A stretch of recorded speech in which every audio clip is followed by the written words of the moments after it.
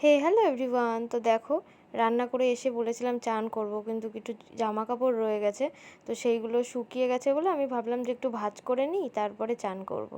এগুলো ভাঁজ করে জামা কাপড়গুলো আলমারিতে তুলে দেব। আর দিয়েই আমি এখন চান করে যে শাড়িটা পরবো সেইটা বার করে নেব। তো এই যে দেখো, আমি আজকে একটা লাল শাড়ি বের করেছি পরার জন্য। এগুলোই আমি বাড়িতে ডেইলি ওয়্যারে পরি। তো তারপরে আমি চান করে ফটাফট চলে আসলাম। এসে আমি জামা কাপড়গুলো এবার একটু নাড়বো। তার আগে আমি দুপুরে খাওয়ার আগে একটা ওষুধ আছে, সেটা একটু খেয়ে নিই। আমি হলাম রুগী মানুষ, ওষুধ আমাকে পদে পদে খেতে হবে। যত আমার ভিডিও দেখবে তত জানতে পারবে যে আমি কত ওষুধ খাই। তো দেখো, এইবার আমি একটুখানি মুখে ক্রিম মেখে নিচ্ছি আর একটু সিঁদুর পরে নেবো, কারণ চান করতে গিয়ে সিঁদুরটা একটু উঠে উঠে গেছে। সিঁদুর পরে নিয়েছি, এইবার আমি চলে যাব জামা কাপড়গুলো একটু নাড়তে।